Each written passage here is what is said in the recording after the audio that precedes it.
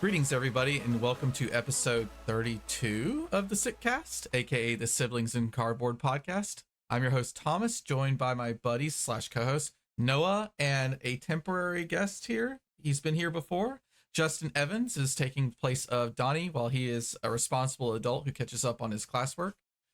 Whether you're a veteran card gamer or a first timer just testing the waters, we are all siblings in cardboard. Guys, let's talk about the previous week of Flesh and Blood. How was your week? What'd you do, Noah? Yeah, me? Oh, hold on. Because I think yours is going to be short, because I'm pretty sure you were busy traveling. Yeah, I wasn't necessarily playing Flesh and Blood. I was still out in California after the Pro Tour, so I just got back last night, which I didn't play Tuesday Armory. I was feeling a little down. I'm still feeling a little down on the weather, so apologies for kind of sort of out of it. But I've been all right. I've been playing a really crappy game called EverQuest. It's old for no reason whatsoever other than to sink time into it. So between that and speculating on new cards and watching the market, I haven't really been doing a whole lot of actual physical playing. I did go watch the Calling Phuket. I watched most of it. I watched the top 8. Amazing. We'll have to talk about the pudding katsu. That was over in about 5 minutes. I think it was on turn 3 that it was really over, but man, it was one of the best. I want to talk about that pudding versus prism game. Yeah. Holy crap. That was such an incredible game. There was some really impressive Flesh and Blood being played. So although I didn't play a lot, I did watch it. But California was nice. I had a good time with family. All my family's still out there, so I stayed a little later after the program. And did a little traveling, a little gambling. Just fun stuff. But I'm back here now, ready to maybe play Battle Hardened. I don't know. We'll figure that out. We'll get to all that in a little bit. But I didn't. That's it. That's my week. Bullshitting on other games and watching Flesh and Blood. What about you, Justin? What have you been up to? Yeah, we got the Battle Hardened this weekend here in Atlanta, and been trying to prep for that. It hasn't been going very well lately. It's like suddenly testing has gone pretty horrid, but I think I've been testing a lot of bad matchups, and that will skew your opinion sometimes. But like, I don't know. I mean, at this point, it's like kind of hazing the barn for that event, and it's more just thinking and prepping for Nats and trying to understand what this draft format's going to look like based off of like 6 cards and like trying to parse pieces together. Yeah, I've been doing a lot of practice for Nats too. I'm on a new deck and my confidence isn't terribly high. So yeah, I can understand those bad feelings. I just like immediately want to just jump back to Levia and play Levia. Yeah. The issue is I'm playing the same deck. I played Kano in LA. I played a different version of Kano in LA than what I'm going to bring to the Battle Hardened. I mean, it's not like this isn't like a shocking revelation or anything like that, but like it is for me. I had no idea you're on Kano. Yeah, exactly. I don't know. I played the D-React version for like the RTN season. I went off it for the Calling. I lost 2 games in the Calling because I didn't have D-Reacts. So now I'm back on it. But that deck like is much more well known now and has like actual matchup issues. And so it's like it's kind of one of those things like if they understand what's going on, it's not that great for you as the Kano player. So we'll see. I think other than that, just there was some armories and stuff that I did. I got to do some fun things with Katsu and Armory. Got to do the combo a few times. That deck is way better in paper than it is on Talishar. Like doing your triggers and stuff isn't the best experience on Talishar because it's so easy to just like hit the next button and then you like, oh, I didn't click the diamond. Oh god, we got to go back.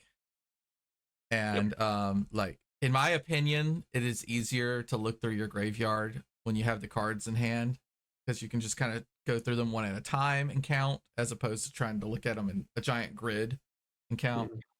So but yeah, you can't I think it's like unless you have a significant other or a sibling or a best friend just at your house all the time to play test against, you're just stuck having to do Talishar. Like you have to get Talishar games in to get enough experience. It's still good muscle memory. It is. I've played some Katsu on Talishar, and I've missed my banish triggers so many times. I'm just like, but I click the card. Like, where's my banish? And I'll get to the end of the chain, and I'll go, dude, there's a reason why. It's good There's a muscle reason why I memory broke until my you forget boots. Tunic. Yeah. Yeah. Tunic's a Or, tough one. even just like trying to play Katsu as like goldfishing on your own, it's like, well, I don't know how they're gonna block this, so it's like I have to goldfish the same hand 16 Mhm. times. So Yeah, that too. Goldfishing does help though. Gotta do your draw fours. You gotta goldfish those draw fours. Sometimes that's better than playtesting. Seeing like, well, if I had those 4 cards, what would I do? You know? that was Good putting on the good plane, right? scenarios. Like you saw Oh that picture on yeah. Twitter? Oh yeah. Yeah. I Mhm. saw 'em. Dude, Yeah. I was like, all that's right, the kind of I've stuff done you this have. before. That's the kind of stuff that you do. You just sit there and you just think about it all the time. I think, and then well, I have that in arsenal. And you just play the next 4 cards with that in arsenal. What would you do? What's the best case scenario? What's the best case scenario if X gets blocked or if Y gets blocked? You just run through the whole, Mm. That's why Brody's in the tank for 5 minutes on scout the periphery, or not scout the periphery, on spire sniping ops, okay? Got to think about all the lines. Oh, And yes. that's always Yes, he does. like a sticking point is Brody Spurlock is an incredible player. Absolutely incredible. But I think in Calling Phuket, there was a person with a stopwatch. Like, come on, we all want to go home. Or not even home. They're in Phuket. They want to go enjoy Phuket because I heard They that want to go place party. is Yeah. fantastic. Apparently it was a great party town, beach right nearby. Like, damn, It I'm was at a jealous. resort on the beach. Like if you Oh, stayed at the venue, you stayed on the beach. that's Yeah, I was seeing next some of the time for pictures sure. from people, and I thought I felt a little bit jealous about like New Zealand. I actually felt more jealous seeing the pictures Yes. of Phuket. Yes. So yeah, like been over to that side of the world a ton, just traveling and work and life and stuff. And if you have never been to like Southeast Asia or like the like Asian Pacific, like all the islands, that is an experience I can't recommend enough. Just the culture there is awesome, the sights are wonderful, the food is incredible. Like if you are in a situation where you're able to go over to that side of the world, it is single-handedly one of the best things you can do. It is always awesome. I've always had a great time. Next one we gotta go. We gotta start saving now. Start saving for Osaka. Yeah, Like save up for Oh my man, finances have shifted a little bit. Osaka is not impossible. that's another one. That's a good So one. I'm hoping that could happen. And then I just got devastated by the news that I just realized Nationals is on Father's Day weekend. So now that's actually tentative because I already had a family vacation planned for that weekend. That's why schedule a Nats tough on Father's Day? Come on, just move it one more weekend in either direction. yeah, that's gonna be a tough one. I wonder if the convention center was cheaper. probably. Okay. So, how much are Dromai cards tanking, and how much are cards that get better when Dromai leaves going up, Noah? Well, so here's the thing, and I thought about it a lot today. Weirdly enough, because I went through the market and I was just like, this one up, this one. Like I was thinking, like, what if we get something fun? So here's how we're going to do the market minute, or I'm at least going to attempt to do the market minute from now on. I'm going to give us like 3 cards that have spiked up, kind of relevant, or that have gone up to the speculation, whatever it may be. I'm going to give you one that I think is actually going to tank, in the future, and then I'm going to give you one that I think you should. So that's going to be my new flow. I'm going to try and give you like the all-rounder, so you don't just feel like these cards already went up. Well, where's my turn to Let's get talk in? about BOJ again. Right. Balance of Justice. Balance keeps going up. Balance of Justice is a good card. It's actually not as high as the last time we talked about it. It was at 160 something last time we talked about it. It's at 150. But we are going to talk about a card we did talk about that has consecutively gone up and still goes up. It's actually, we're going to start off with Hold the Line. I don't think we can talk about this card enough. It's pretty meta defining right now, right? Like the amount of decks that draw. The next card we're going to talk about too actually helps Hold the Line go up, and so it all works out. but it's meta defining. A lot of cards draw on the meta. Hmm. A lot. Whether you're using Art of War, Blood Rush Bellows, whether you're toming, whether you're cashing, some form of drawing two cards. Um, and so I think the last time we talked about this card, it was maybe $15, $16, and it's sitting at $23, $24 right now for near mint. So it continues to go up.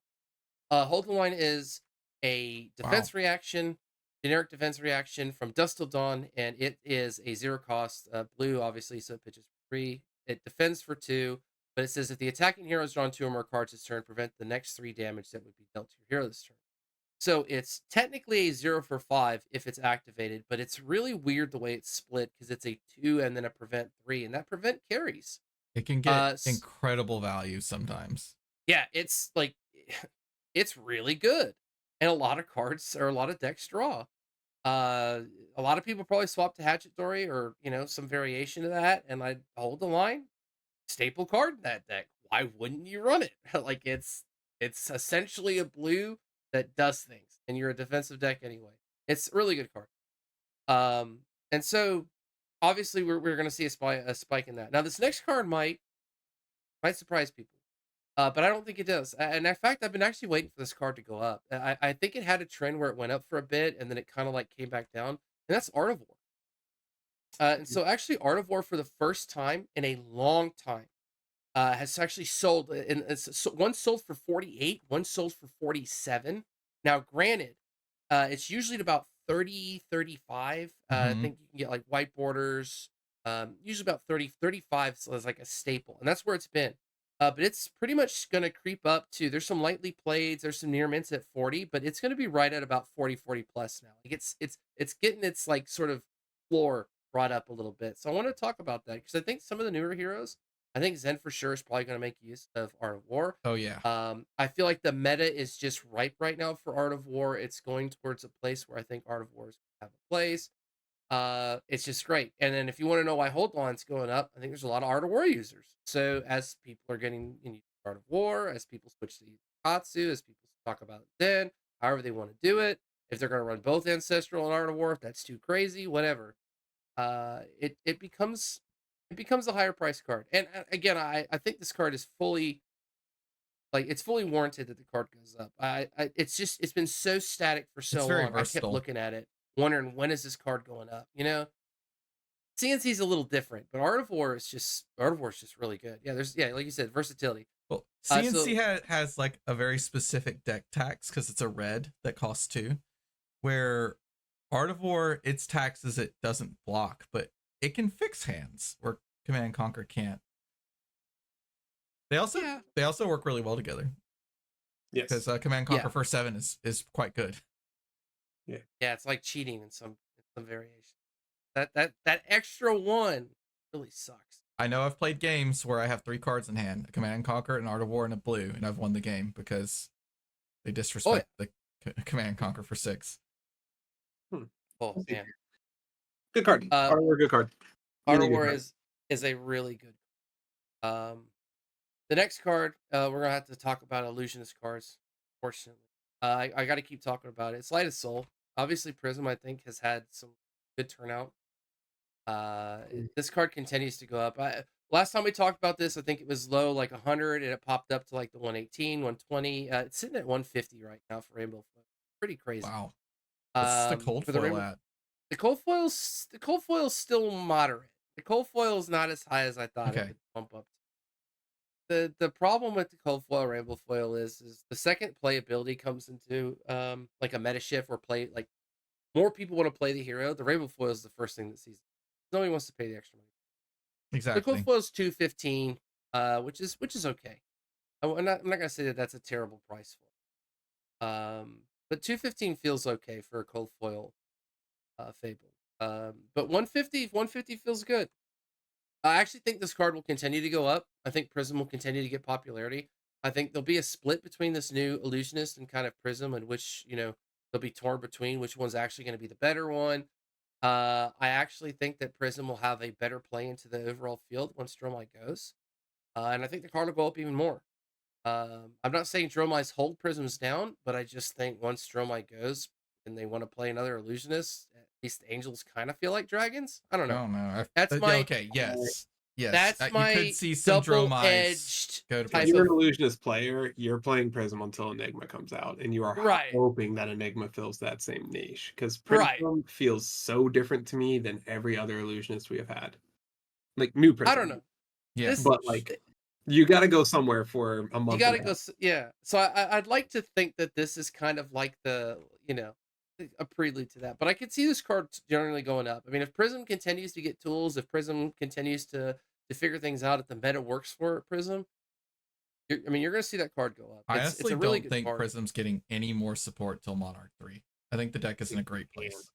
You give her It, any more support, she is the most problematic deck in the She format. might pick up an illusionist card in part the Mistveil. Yeah, I was gonna say there might be like a pseudo Might. class, but like I don't think you're gonna give her anything specific. But it's not. It won't be a herald.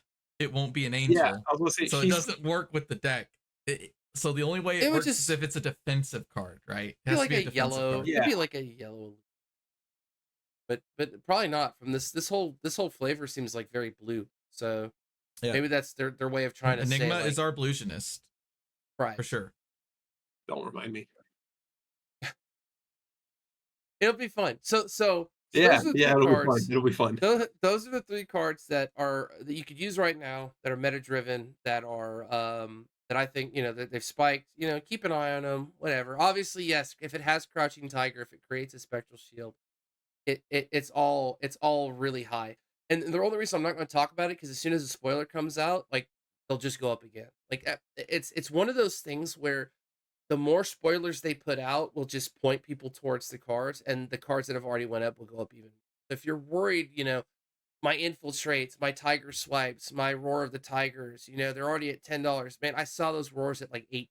And Like speculating 10 is early isn't good because if the card gets reprinted in the set, you just like wasted money. Like you gotta be careful about what you speculate. Speculating is speculating for a reason. Yeah. Okay.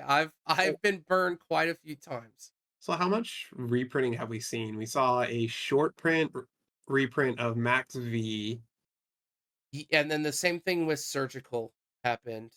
but that was because they That was accidentally they're short fixing printed it. something. Yeah, that was Yeah. a fix. It was a fix. I still consider it a reprint. Majority of times, LSS does not like to print cards. Yeah, it's not like a true reprint. Because again, I've talked to. I mean, very briefly, but from what I could get, like they make newer sets with past set cards in mind. Okay, so like they're doing it for a reason. So the Yeah. whole point they made those sets before was to eventually make those cards somewhat useful. They know they're in the pool. Oh, Dynasty So is just one of the best seed sets we've had. that's And that's literally Everfest. what I asked about James White. I said, did you know Dynasty was going to be a bigger hit now when you put out like parts of the Mistveil and like these things come out? Now all of a sudden everybody's just been gobbling up all sorts of Dynasty cards. Was that the intention? Like the whole Crouching Tiger? And he's like, yeah. He's like, just we put it out there. We just don't build it all yet. It'll eventually. So we've known that some of these sets are gonna look. I mean, seriously, look at Everfest. I can point to Everfest Majestics all day. That's one of their earlier sets, and I promise you, you're gonna lose out if you don't pick up those Everfest Majestics. Just go sit on TCG Player and look at all the lists of Everfest. They sell really well right now, and they're all classes that are like underutilized. Everfest Majestics, almost across the board, are just like the good, like generic staple Majestics for the classes. Swarming, Revel, Blood on Her Hands, Swing Big. Swing Big, Winds of Eternity. Winds of Eternity is sitting at $9 right now. Would you believe that? $9. Winds of Eternity. Did you see anybody play it outside of a Blue Block 3? No, it's a really good card though. No, it is not. It is It's an important concept card. it's a very 0 for 4. It's a very sneaky, really good card. That puts like your best starter. Like 100 wins is like your best starter because it's always threatening 4 with breaking skills on the board. Yeah. I'm waiting for the all 100 wins all day deck. Okay, trust me. I'm waiting for it. Every copy. So, It is really funny when it lines up where you get to do like 100 wins, 100 wins, 100 wins, Winds of Eternity. Winds of Eternity. Yeah, every once in a while. But before we get crazy and out of the way, so this next card I want to talk about, this card's going to go down, and I could have picked any card that's going to get banned or that's just Dromai related, but I tried to pick something that I feel is going to go down as a direct result of a meta shift, and I picked Down and Dirty. So Down and Dirty already has gone down a little bit, but Down and Dirty is really there for the Dromai matchup. Let's be real. It's there to not get your popper lost and dotted. It's there to put a card in Arsenal that can pop from Arsenal. Once Dromai's gone, granted, there's still Prism, but 6 doesn't feel as good against Prism in a lot of cases that 7 does. You know, like 6 feels okay, but 7 is like your safer threshold. And so I feel like Down and Dirty was the cover all. It's good into Prism, it's good into Dromai. I feel like if Prism is the real heavy contender for poppers, that 6 doesn't feel also safe anymore Prism as it has used to. Halo to punish you once per game, possibly on a 6 block.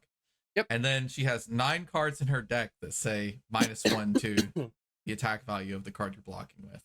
And if she's really worried about it, she just flips that Triumph and attacks with it first. And you're just like, oh, Yep. cool. Yep, Triumph is pretty So- good too. So Yeah, I actually think that Down and Dirty will probably see a loss of value as Dromai phases out and as people start to realize this isn't the quintessential popper I thought it was. It's cool. It's a pop from Arsenal. It's a way I can Arsenal and not feel like I gotta hold this popper in hand. But I actually think it'll lose value. Will it completely tank? No, but I think it'll go down. I generally think that card will go. It's going to lose some of its usefulness. Now, this next card is a complete speculation out of the blue. I just can't stand it seeing it like it's so cheap, and it's going to continue to be cheaper. And I'm not telling you to go out and buy 150 copies. I'll do that for you. Yeah, it's like he'll do it for you. But if you can get these at about $5 or $6 a piece, which is likely, I'd pick up some HyperX3. Because one day, No way. yes, one day. Wait, is that legendary that low? Yes, it is a legendary. It is. It's an $8 legendary right now. Okay. Oh, damn. HyperX3 does not deserve to be an $8 legendary. It does. That No. Remember what I said. All cards eventually. Look at Hold on, Diadem. hold on. Diadem didn't deserve it, and now Diadem is like $18, $20, and everybody's so Wait, excited. wait. What rarity is Galvanic Bender? Common. That's a Majestic, right? No, I'm pretty sure it's right? either a common or a It's rare. rare. It's rare. Galvanic Bender's rare. It is a more effective piece of equipment than the headpiece is. Yeah. But now with the current card pool, just like Poison the Well, one day is going to be the greatest card ever. Oh, it's a rare. Bender's Yeah. a rare. Don't Yeah, Don't- it's a rare. don't break your bank on this. But I there's a I couple would buy people. one. I'm gonna buy at least like 30, at least, just to be on the safe side. Because I got a feeling one of these days. Yeah. They embrace the With determination. the Mechanologist Hyperdriver deck that isn't Event, that isn't Mechanoid. you'll see. You'll Isn't Max see. got all the hyperdrivers? Yeah, but he's Mechanoid. Yeah, but like he's even cutting them, right? Oh yeah, you don't run any. Yeah. All right. But no, that's like What? no. This is late. This is years down the road. Don't worry about it. We won't find out where HyperX is good for like the next 6 sets. But then they'll be like, "Hey, we made this headpiece," and then you'll see. You'll see. Don't worry. Every card gets its day eventually, sort of, maybe, especially in the legendary slot. That's fair. Is that fair? I don't know. I'm just gonna roll with it. Look, Vambrace the Determination bumped just a little bit, and I was a little confused, but then I realized it's a generic piece that hurts damage Pay one prevention. to kill a spectral shield, essentially. Hey, it's generic. Anybody can run it. It did bump up a little bit. It's not the worst speculation I've ever heard in my life. Okay, Sunken Trench. If you don't like HyperX, go spec on Sunken Trench. I think that chess Oh. piece is busted beyond belief. It's at $8 too. I mean, it's fine. Coronet Peak is at $5. If you're I playing think that Riptide, headpiece you have is to busted run as all Trench. get out. Okay, if you do want to speculate on something, go ahead and pick up your cornet. Yeah. Yeah, I like actually Cornet- might go buy a Cornet. Piece. Cornet's $5. I'm playing you know what the I mean? next Like, Ice Hero that comes out no matter what. eventually Ice will come back and it'll be some weird that headpiece is bonkers. It basically just says, yeah, it's my turn, but my turn says tax you or you lose a card. Yes. Frostbite is bonkers. Yeah, well, yeah. Frostbite's They'll tone bonkers, it down. but even But if those not bringing back Frostbite, get your cornet peaks. That card is good. choose your headpiece. You don't want HyperX, fine. Go buy Coronet, but buy something. Speculate on something. Always be speculating. 'Cause Yeah, that's why this game the works. headpiece is really good. It literally says you'd never have a dead blue in your hand. Yes. Yes, there's always something to do. Mhm. There's always something to do with that Coronet. Yes. Anyway, that's it for the market minute. I'll be watching it as these spoilers come out. I've been waiting for the big sort of like explosion, but we haven't had anything too crazy yet where it's really spelled out like the build or enough where people feel like I got it. So now they're everything is just going up. It's Codex just of all over the Frailty place. is going up. If we want Oh to yeah, like a Codex of Frailty segue, is because apparently Codex of Frailty is this really good card, even when it doesn't really operate in the deck that well. Because there's this one deck that uses it, and it's probably the worst deck that it's in, and that's Azalea. And Azalea is apparently pretty strong, right? Because it happened to win both the Calling and the Battle Harden in Phuket. Brody Spurlock picked up the win as we spoke of the Calling, and Teddy Tai won the Battle Harden. They were both on Azalea. Yeah, I think it's more of a good indicator that also Tunic is really strong. Yeah, because Codex then one cost arrow or Death Touch from Arsenal is. Or just oops all pumps, Codex, go get your Searing Shot, Endless Arrow, Drill Shot. It's so good. It's good. Yeah. Yep. So get congrats to an them. It's really cool to see Azalea win because the amount of consistency you have to eke out of that deck to win is quite challenging, right? She's got good disruption, but her armor sucks, kind of. And she's like her cards that win her the game are like the pumps, right? Because if the arrows win you the game, you just be playing Riptide. Yeah. Right. So the pumps, they only block 2, most of them. Yeah.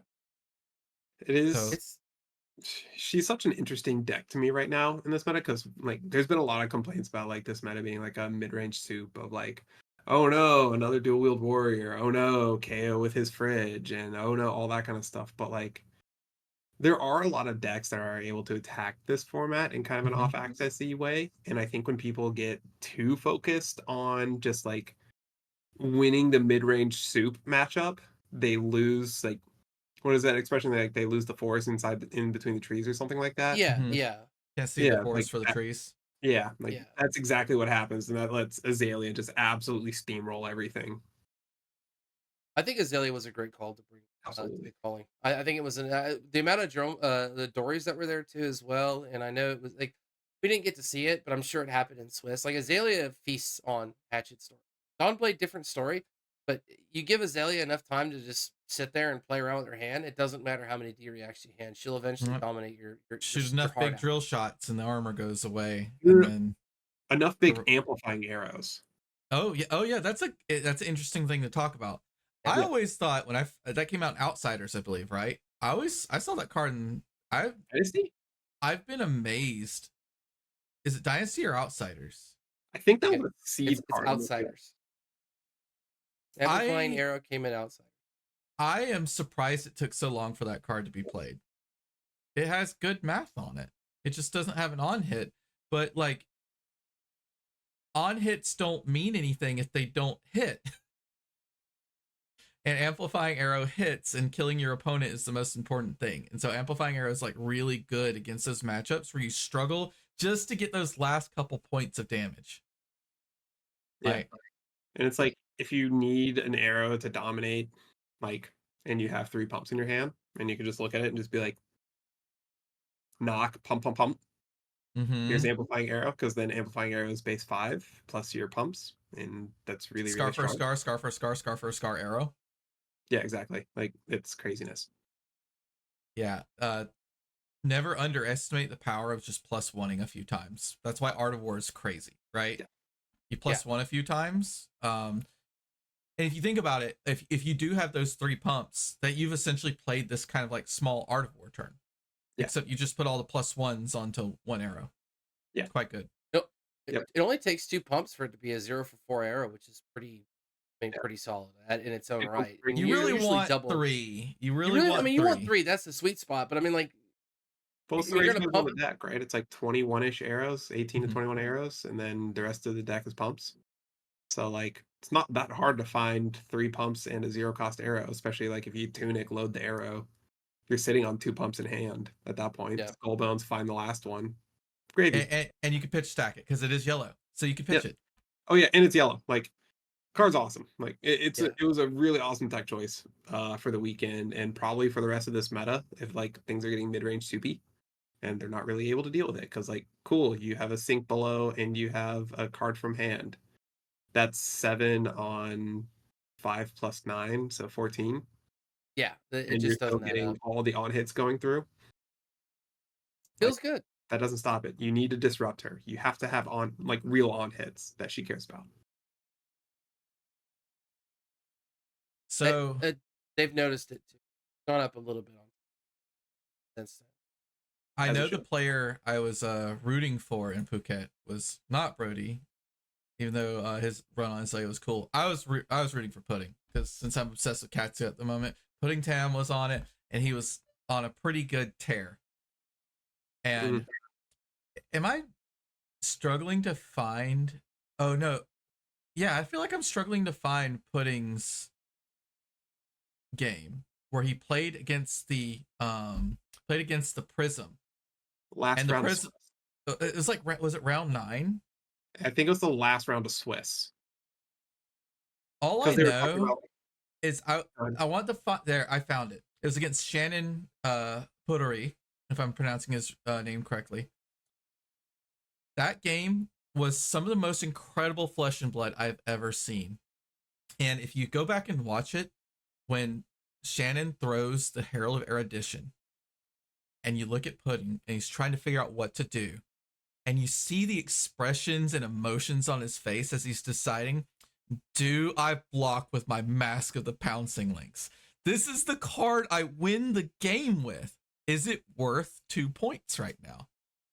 And you see him. He's like, he goes to grab his breaking scales in his tunic, and he goes to just put one card in front of him. No. And then he goes to grab the Mopple. No. And then he's like, yep, Mopple. Throws it in front of it. And it was the correct decision. Just absolutely, because the tunic counter later in the game to do the defensive Art of War to pop using a red surging strike was blah. Came back into the game. I totally suggest to go watch that if you haven't. Man, it was good. So good. And so congrats to Pudding for taking them against your release line all the way to the finals of Calling Phuket. They had a hell of a run. I mean, it was the top 8 games. He did an interview. You want to know the one thing he said he wanted to maybe change about his deck? He's like, it should have had more Warmongers diplomacies in it. Did he only have 2? Or did he only have 1? He only had 1. Oh, no, yeah. He said And he never found resolved it. He played it out. Yeah. It's a one of he found it. Yeah, he found it. But he was like, I wish I had more. Yeah, I think in this meta, because at least I'm seeing more Viscerize pop up too.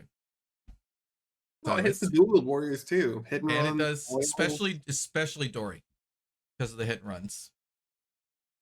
It will stop the pump for the 3 swing off the go again. Spillblood is an action.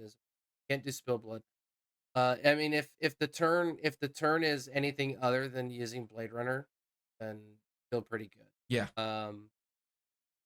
You know, I mean, like but I mean, to be fair, unless the situation is really dire, if you put me off a turn where I can't play hit and run, and I'm still gonna just reset Dynamos and Blade Runner, I've effectively that's done okay kind of what I want to do. Because as Katsu player, all I need to do is be able to keep a 5-card hand one time, and then I'm coming for you. Katsu's a little Katsu v Hatchet Story is not a very good matchup for the Hatchet Story. Oh no, it's fine. It's fine. It's a very, I think it's a very, you give the Katsu too much time. It depends on the list, and it depends on how aggressive the Hatchet list. The more aggressive the Hatchet list, the better you are in aggro matchups, the worse you are into your victors and your KOs and your prisms and your things that you actually are going to have to kind of like slog and stall out. And then in the mirror as well. So it just depends on kind of what variation you want to run. Because if you're running like the Runaways really sort of defensive, well, you're going to stomp the mirror. You're going to stomp all these like decks that want to take you to fatigue. But you're going to leak all over the place to these aggro decks that just don't care. And Katsu is just going to look at your deck and go, that's cool. And then just set up like the most insane turn. And you can't block it. You don't have enough cards to block the width of some of these decks. Or the height, which is why Azalea and KO can sometimes still get you, depending on how the cards match up. So it is a really good deck. It feels safe. It feels comfortable into the field, but it also just has glaring weakness, and people can exploit it. And so I've already wanted to go back to Dawnblade. I'm already off the hatchet side because I feel like now the second that deck becomes relevant, you've already ruined it. You're just You've you're just being contrarian. The deck is no, good. you It the deck. has I think look, the deck is fine because it generates value and it's a value centric meta. But the problem is that the decks that are going to win 2 card 8, are the 2 card decks 9, that are 2 card 8, that are 2 the card decks 9. that are going to create surprise value. Yeah. And that deck has a way of tripping over itself.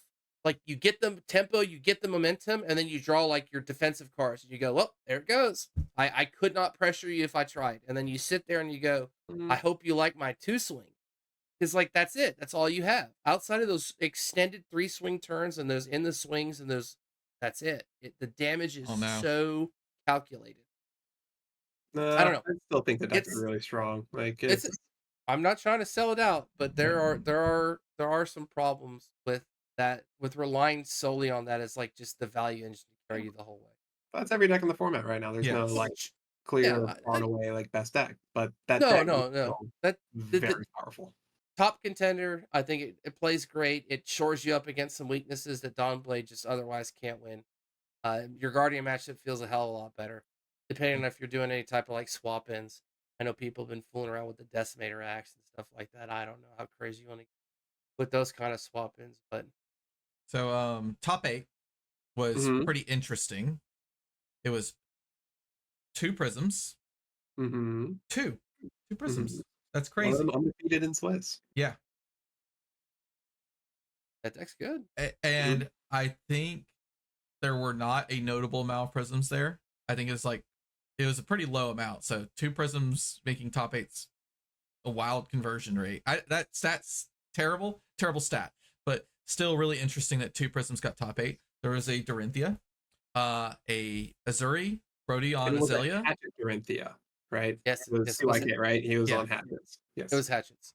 Dromai, Katsu, 1 KO. So again, KO and Dromai had a terrible conversion rate. They only got 1 of them each into the top 8, even though they were very heavily represented. Interesting enough, no Victor, even though he was third most represented. Yep. Doesn't surprise 26. me. Pudding was the villain because he's the one who killed the Dromai. Oh, he killed the Dromai.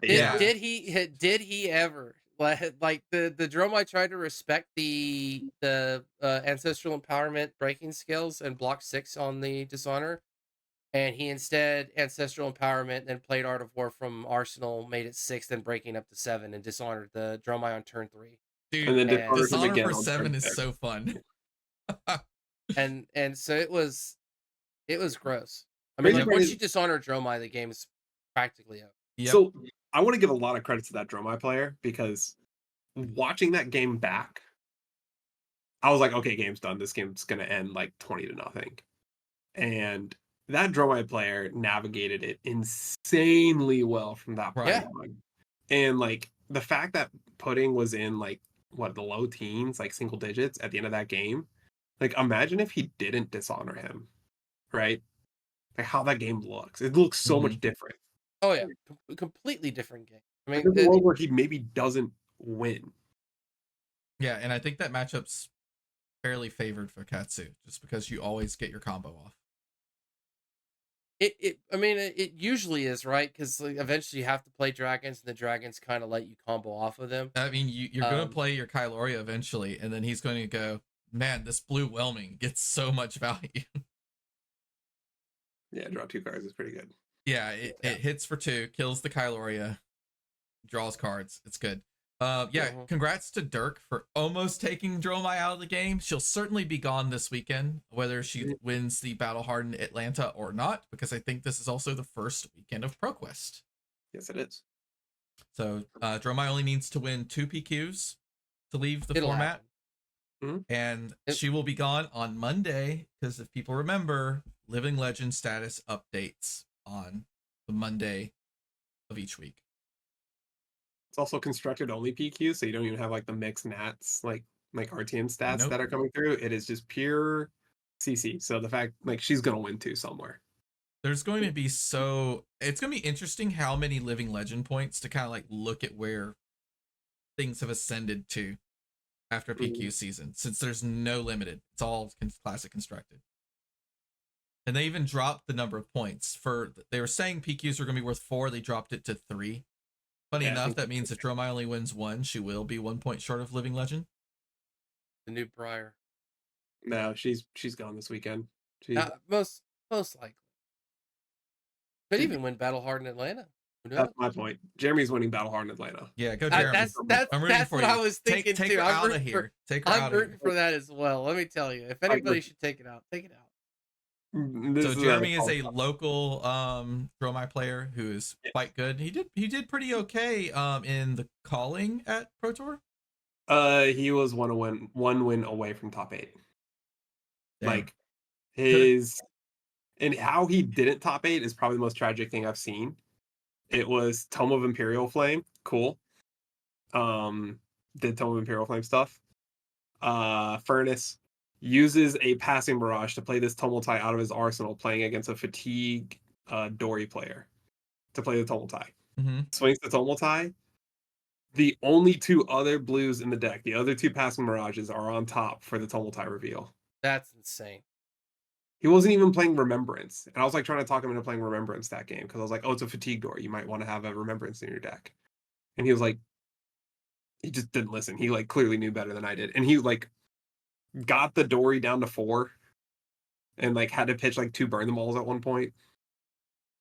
So like if he doesn't have like the most tragic bad luck of all times, he top 8s that event. And he may have just dude, let's not forget that he also didn't he beat a KO after taking the he took the royal hat. He took the royal hat off, but forgot to take the tomes out of his deck. Yes. But the situation where he drew them wound up being fine because he got to sink below away 1 or 2 of them, and the other one he just got to pitch. It was fine. It was very recoverable.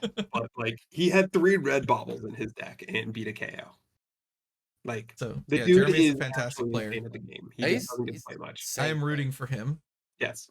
He could take Dromai out of here. That would be awesome. He is going to Living Legend her in spectacular faction. So when Dromai does leave, what's the meta like? Because in my opinion, it actually gets a little spooky because like decks like Riptide start becoming extremely more viable. That's what I said. Tekla becomes. I mean, I think people can play Tekla. Who became really good after? Oh, were you guys playing when OG Prism Living Legend? No, I started playing as Dynasty was going out, so I'm new. Oldhim was unplayable. Well, not unplayable. You could play Oldhim. Like he was okay to play. But I've heard this. Yeah. Like people brought him to Pro Tours and stuff like that because he was the best Guardian. He beat up every aggro deck you could ever ask for. But like if you sat across from a Prism, you just lost. And like Cody Williams, like for example, in Pro Tour Lille, he just saw like 6 Oldhims in a row or something like that. Like saw a crazy number of Oldhims in a row on day 2 and just like knocked all of them out of top contention, right? So he had that matchup happen. And then we had the year of Oldhim after Prism left because the illusion meta. It was good. It's great. Loved Oldhim. He was one of my favorites. I played Dash. Yeah, but like when an illusionist leaves the format, guarantee one of these old school style illusionists where it's lots of things on the board that you have to clear that like check your action point economy. Mm-hmm. When one of those leave the format, everybody who needed action points previously, they all pop up. Yep. And one of those decks that needed action points was Assassins, in my opinion. Yep. Assassins, Rangers lacked good poppers to put into their deck that didn't disrupt their game plan. Tekla, even though he has poppers, he doesn't provide enough threat or consistent ways to kill dragons necessarily. That poor. Yeah, he had no pressure until turn 10. That's too late. Oh, those life totals they speak for themselves usually when you sit across from a Dromai as Tekla. Yeah. I mean, sometimes it's Tekla Vossen, it's like turn 5 singularity, kill him. Like you just whap, whap, whap, and make them discard their entire hand. Yes, you can. I think that's a good fair point of putting it. I mean, Arachne for sure. Like it's a little bit more playability, gets a little more real. I don't think the deck is bad at all. In fact, I actually don't like playing against Arachne. Arachne is a very unfun deck to play against. It sucks. I think it's fine. you play Yes, against the Graven Call with a counter on it and realize, dude. man, these daggers are really well statted at 1 because 2 is annoying. It beat me down in the calling. I needed to win it, Dude. and I got paired up, and he tore me apart with Graven's Calls. Our buddy Trevor was playing Arachne last night, and you see whenever he's just like hitting the nuts and just like wrecking your deck, you can see him like he's like apologizing. And I made fun of him. I'm like, Trevor, why are you playing this deck if you're actively like hurting yourself, hurting your friends? Like, what kind of sadism and masochism at the same time are you subjecting us all to? Arachne is cool. I will say that. Like, Arachne is cool, but the assassins are like, for a long time I've always thought, well, not always, but like I haven't thought the assassins were very good because their numbers were really bad. They weren't really like, if you want to do on hit things, you just played Guardian. Like, that's always kind of been my opinion.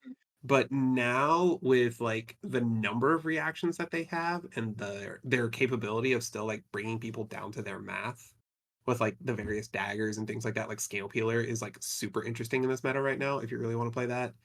And Nerve Scalpel. Nerve Scalpel's the D-React one.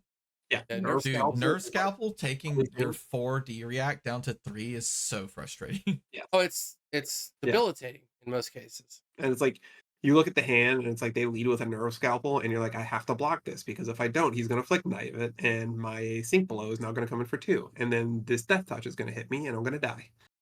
So it's like, yeah, like, but assassins and their like capability of like bringing people down to their math and then still pushing damage through with things like Blood Rot Boxes and like the Shreds and Cut to the Chase and things like that. Like, assassins are like suddenly really interesting.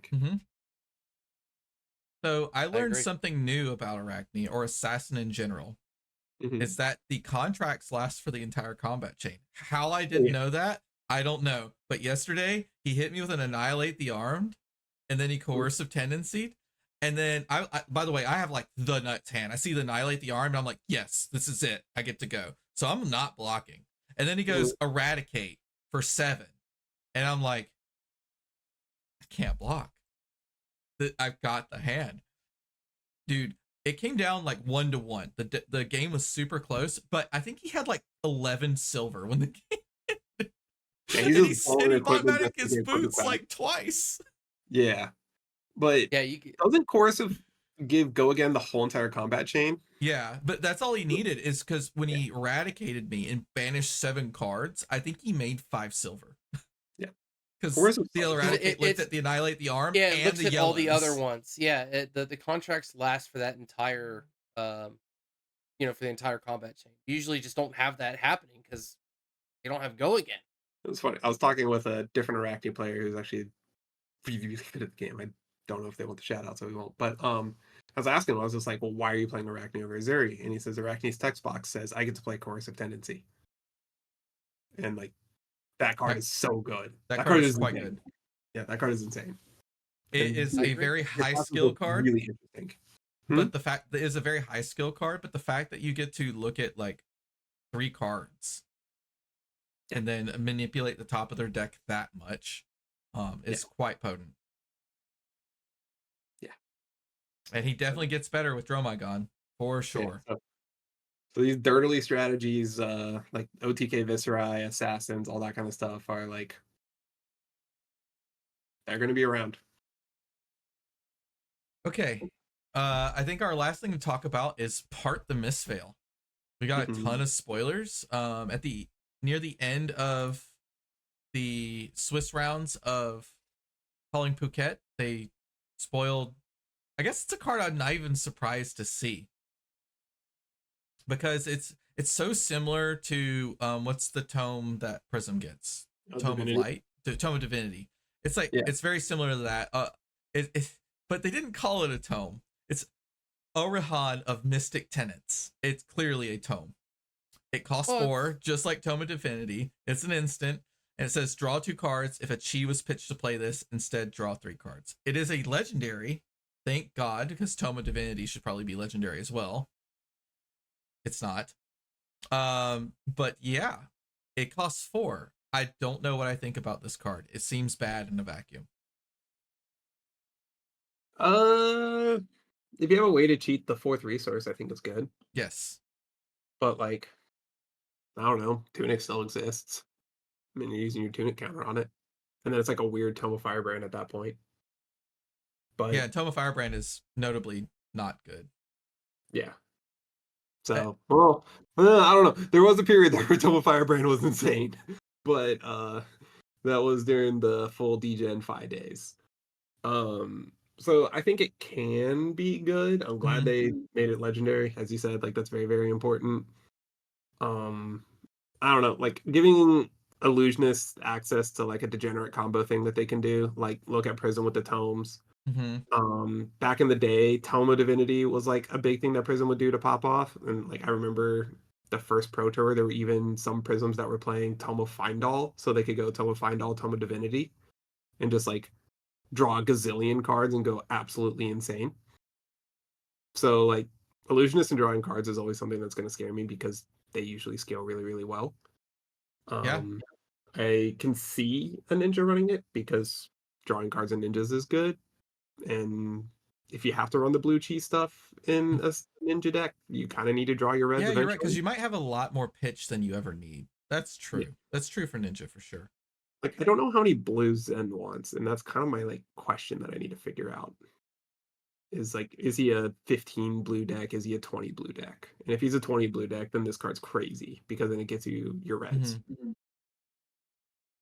Maybe they'll I print something like Vestige of Vestige of Soul, I think is what it is. Mystic Yeah, Vestige. please Don't make a don't. Mystic That Vestige. Please don't make a Mystic I Vestige. keep saying Don't do this, it. and every time I see someone say ban ALS, I'm like, you really mean ban Vestige of Soul, right?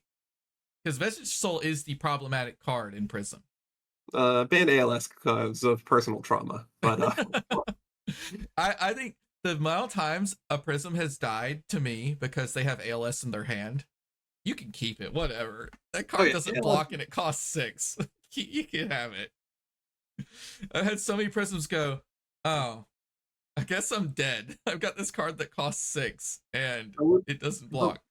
The ALS loop is cringy. I don't like it, but I don't know. Like it I don't exists. think it's And that big of a deal. if you're a deck that can get looped, you don't have a game plan for it, and you get looped, that's on you. Run Captain's Call. Lead the charge, time Or lead skip. the charge. That's what I mean. Yeah. There's so many answers to it. Like if you really care about Prism, like if you want to cut your poppers and you want to like figure out what you're doing with those sideboard slots, 3 lead the charges. Make it time skippers in your deck. Play time snap. You can do Yeah, that kind of stuff. like any deck that has Like, enough blues, you just run time skippers and that fixes the loop right off the bat. exactly. Like if a Dory really cares about Prism and they think that matchup's bad for some reason, you have enough blues in that deck, you could just run time skippers. You And do. you are no longer You have, getting you have plenty of blue. yeah. You feel And kind any of bad not having Dynamas though, right? Dynamos are better nice. than losing. Yeah, you're losing Dynamos. There's a real cost to it, but I don't know. It's like what, like test it, figure it out. Is my So opinion. we got a really cool, flavorful set of 4 commons spoiled as well. Droplet, Rising Tide, Spillover, and Tidal Surge. They all have a common thread that says if you've played a blue card this turn, this gets +2. They're a 2-block and they scale up on cost. So Droplet costs 0, all the way up to Tidal Surge, it costs 3. And then they scale up on attack, where Droplet attacks for 2 and scales up to 5. I think these are really cool. They're going to be. This is a great card in limited. bro. Yeah, these are all amazing. Surge and Droplet are pack 1, pick 1able. Full stop. The 0 for 2 and the 3 for 5 that become 0 for 4s and 3 for 7s. Yeah, I agree. And I could That's amazing. I could see Rising Tide being classic constructed playable because of the curve Enigma will have, where she wants to swing with 1 spectral shield, have 1 floating, and she could possibly, if she played an instant, she could possibly play Rising Tide with the leftover resource for 5. So it's a pretty good rate. There's some really degenerate things that you can do with that extra resource in Illusionist, but that is a good one. Yeah, I think a 1 for 5 is pretty decent, especially if like you need blue cards. A blue 1 for 5. Yes. Oh, it's like the KO 1 for 5 they suddenly just got out of nowhere. Like, why does that card need to exist? This is the same thing. Actually even easier to play than the KO 1 for 5. There's like so many ways that you can't play that card, even in a KO deck. There's so many hand combinations that say You can't play this card this turn. Right there. Oh man. Did Stir the Dude, Pot, I which just by the way, thought about that one blue 1 for 5. You realize you could discard Agile Wind Up, and Claw get and an play it? agility and a might token, and then Claw in Yep. 5. Mm-hmm. So it's a 3-card 8 that makes them an agility and a might token. A might token. Yeah, it's So 3 cards crazy. mine, so you're like a point-ish below rate, maybe 2, depending on how you want to do the math. Why would but you have anyone play tokens. Betsy? You could just make tokens just out the yin yang with KO. All right. So we have seen a bunch of these instants. Which one is All your beautiful. favorite art? Okay. Favorite art. Oh man, I gotta, yeah. they're so Yeah, okay. we'll do favorite art, and then we'll do favorite text box. I think it's Rising Sun, Setting Moon. Yeah, that one's pretty good. That's a good call. I was looking at him. I like Stir the Pot. I think Stir Yeah, I the was Pot. gonna. Well, I didn't know if it was my gut, but I was gonna pick Stir the Pot. But now that she picked it, and I gotta pick something else. But no, I mean Stir the Pot has. Oh, great man, art. I then think the art on all of them is Passover. fantastic. Passover's so Like- beautiful too. Passover is beautiful. Like Sure. all these arts are so good. The one that's still in Japanese, I think, is like a Passage to Home or something like that on February. I can't remember the name of it, but it's the one that's like clearly like a wanderer. That's the one that wins the best text box. Yeah. Okay. Yeah, that one so wins best just- text box. Okay, so we'll go over the texts. These are all like blue legendary instants that are probably going to be, I'm guessing these will actually be in the rare slot, surprisingly enough. They may not be Marvels in the rare slot, but I'm thinking the way they're kind of like building U-Haul did the out. math on it. These are commons. You think they're commons? U-Haul, I don't. U-Haul did the math on it. Oh yeah, they're probably commons, but they could be in the rare slot. They might be like a short print common, so they look like rares. I think the only one of them has an exceedingly high value, but they all have the transcend keyword, and they all say if you've played another blue card this turn, transcend. You could actually play 2 of them. You could play one, and then response to the other one, you could play another one, and then they'll both count each other, and you'll get both back as chi. Correct? I believe that's correct. Yep, you get them both back. You'll have 2 chi cards in your hand at that point. The first one in the list, if you're just kind of looking at February, is Homage to Ancestors. You gain 1 life. You play a blue card, make transcend. The second one is Passover. Banish a target from an opposing hero's graveyard. That one's cute. I don't know how good it is. There's a couple fun things That you card could is do. Crazy. Phi is sad. Like you just say bye Phoenix Flame. Buy Black Tech Whispers. Yeah, you can kill silver gain the silver Buy equipment Master out of it. Tradition. Yeah. Yeah, I think it's good. The thing is, it's like, do you put a blue non-block into your deck that is matchup specific? I think we'll see. Maybe. All right, We'll the see. next one Only is when you- Path Well Walked or Well Path traveled, I Most think? Taken, Path Well Traveled. I thought it was Path Well Traveled. It's the only Yeah, one that hasn't been translated from Japanese yet. And this one says target attack gains go again. If you've played a blue card this turn, transcend. This card seems wild. Instant speed for free, go again, because if you're playing a blue attack, you have fit the qualification of putting this back into your hand as a blue resource to pitch to your next attack. Blue Lead the Charge is a bad card. Blue Lead the Charge that goes back into your hand and you can do more stuff with. Insane card. This card is You're still in a wild. limited hand size too. I mean, so if you played a blue card, you play that, you get it back. You're effectively getting the chi back more for the hero ability. I think than another card. in That's hand. great. No, That's I'm so not saying good. I'm not saying it's bad. What I'm saying is you're playing with 4 cards at most 5 cards. So like most of the time, these cards playing and coming back are to make your You hero swing power with some feel blue stealth feel card with good. a fun on hit, and then you play this to give it go again, and then you turn all of the blues in your opponent's Spanish zone into like The blue Terra Sunder Infect, Macho Grande. Get wrecked. Like, so blue good. Infect, Pass Priority, Path Less Traveled, Meat, get this back into my hand, hit you with your own Macho. That's gonna So be funny. good. That's gonna be funny. New is gonna be quite fun. That's gonna be stupid. I'm gonna get Rising, really we've already seen Preserve Tradition. I think that was like one of the first Yeah, ones that they was the came first out one. with. Put a target action card from your graveyard at the bottom of your deck. This one's probably good and limited. I don't see this being. Maybe it still gets played in Classic Constructed because it Limited, does put a it's card really back good. in. Limited, A lot it's of no really good. blocks. Yes. Getting a Decks card are back in your capped at deck 30. is getting your best card back into your deck is quite strong.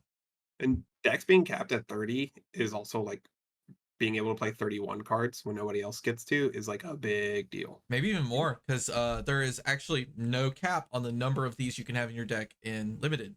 The legendary clause specifically says on these in Constructed. Yeah, constructed decks.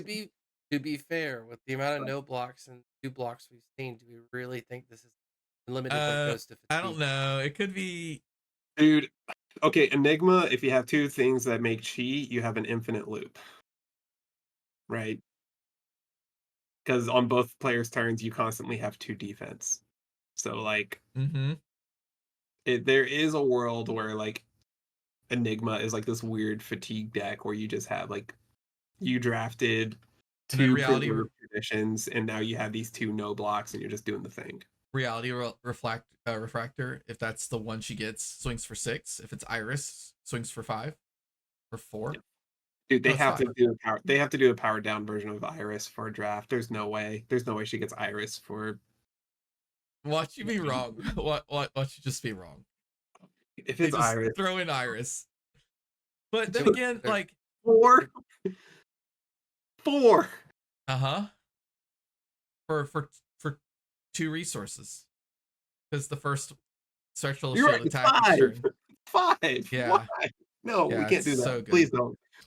Rising Sun, Setting Moon, same text on the legendary. If you played a blue, it transcends. Draw a card, then put a card from your hand on the bottom of your deck. I think this one is pretty good. If you need a certain critical mass of transcend cards in your deck, this is one that has to go in. One of the hand filter's great. It's one of the like best 4. Yes. Like, Stir the Pot just has one word: shuffle. I actually love this card. That's, I think, the second best one. I think third best one. And I think it's almost necessary, right? Because if you like if you know you have this stack of chi, like 4 or 5 chi in a row, you're like, oh, I die when I get to that point. Yeah, Stir the Pot allows you to shuffle. At the point that this one was spoiled, I was like, this is the best one, and it is insane. But we hadn't seen the Go Again one or the one that you're going to talk about next. But yeah, it shuffles your deck to get the cheese away from each other. But also, more importantly, if you see this thing on like turn 5 and you've done chi on turns 1 through 4, and you only have like 6 chi creators in your deck, you get to do what, like 10 to 11 first cycle like chi creations.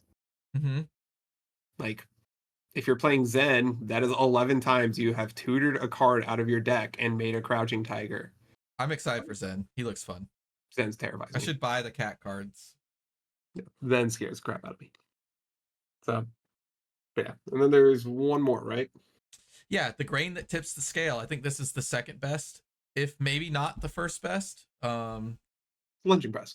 It's Lunging Press that comes back to your hand. That's wild. Lunging Press is good when it comes back to your hand. Yeah. I mean, it's already good and limited. It's incredible when it comes back to your hand. Yeah. The fact that it's a one of is nice. The fact that all these are one ofs are that in limited it is not a one of. Yeah, you can draft every one of these you see. That's a different story. But I mean, I can understand, I guess, the idea behind them all being like one ofs for constructed play. To really kind of limit the amount of cards that are going to transcend back into for that. And obviously the shuffle makes sense because if you used all your chi, well, then you have to wait for them to come back from second cycle, so you get to shuffle to kind of re-randomize your deck and like, okay, now I can draw and use my hero power without having to wait for my second cycle to get to these chis, and then they're all stacked together. So necessary things. I'm this is a very weird set to navigate without seeing the bigger picture, because there's things that you want to do, but I love this set already. All I have to say it's going to be a very fun set. Very interactive. The path well traveled or most traveled, depending on how much Go Again is in this set, this will be like the one common that's pack one, pick one. Like instant speed Go Again, I think is potentially like just you hit a bomb. It's a bomb. Yeah, like Is that like You are hot the streak person almost? who can go extremely wide when you shouldn't Oh, be able that's okay. to. Right. Well, a lead with speed, would that, or would you say lead with speed or wage agility? Red lead with speed is Yeah, considered like pack one pick one, oh no, the analogy is flat trackers. That's what it is. and flat trackers is pack one Yeah, pick one, and yeah, flat trackers this is the analogy. is Yes, this is flat trackers. in some ways it's better because you This don't have to wait sometimes till next turn. pretty good flat But you tracker. can also arsenal this card, and it's such a great arsenal. It's very cheeky. Fantastic arsenal. Proud. The last thing that got spoiled, I think, for the weekend, is a generic. Mhm. It Yeah, the is playset. a red, yellow, blue series called Battlefront Bastion. 3 costs 7 at red, only 2 block, but that's because it says when this defends alone, prevent the next 1 damage that would be dealt to you this turn. I love this card. This is such I mean, a the cool art's card. amazing, and then the full art looks even like those things are sick. Gotta get a playset of those. I But love this card. As I someone mean, who's this getting feels into great. Katsu, this card makes me a little sad. This says block both Kodachis with 1 card. This says block yellow Descendant Gust Wave, and then block out the 4 breakpoint on the next one for I basically think free. it's fine for that. Like, I was thinking about like its applications into Ninja, where I was like, "Oh, this is gonna be so awesome in a Ninja," but I Well, don't think it will end up being that great into the current ninjas, but like first really? Crouching Tiger stuff, this is insane. Hold on. If I play yellow Descendant Gust Wave, Yeah, it hits exactly yellow I descendant. can't Breaking Scales or Ancestral just 1+1 it because it'll cover the breakpoint. And then my I agree. next attack, the breakpoint's covered. So instead, you just lead with red descendant, be like water surging, 100 Yeah. winds. This turns off an entire play line. It's one. I think it's fine. Yeah. It, And I don't think you run anything but the reds.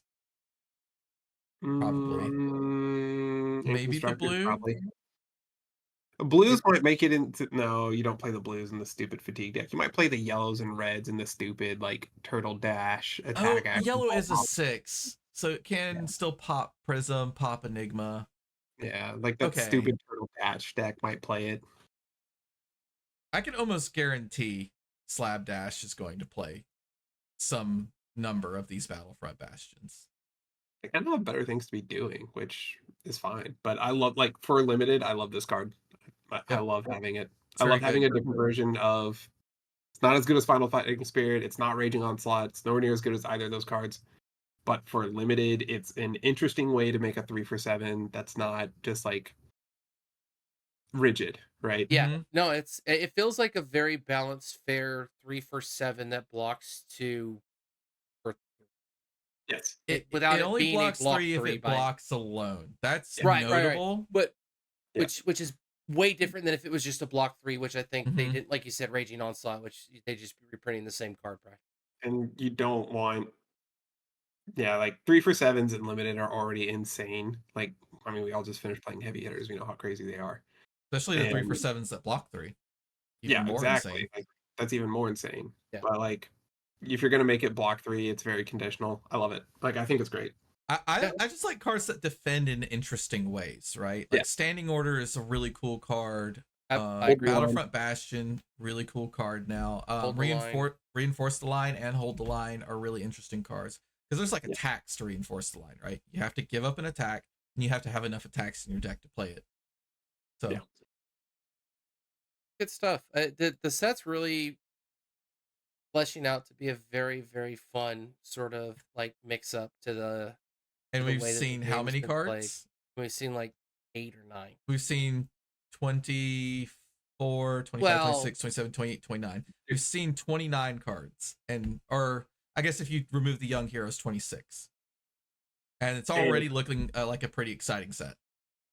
There's like there is so much interesting stuff going on here. I need to see some win cons for new. I need to see some play lines for new. I need to know what these fangs and slithers are. Fangs Yeah, are there? Mm-hmm. there's still a lot of like, obviously Zen, Tiger, like, but there's for new, Yeah, there's Zen still is I think combo, Enigma is board state. We know yeah, how we they're understand. going to win. I need to see how Enigma beats a go wide deck. Like I see how you can beat go tall decks, but and like a Hatchet Dory, like I can see how you can beat that deck where you just protect the spectral.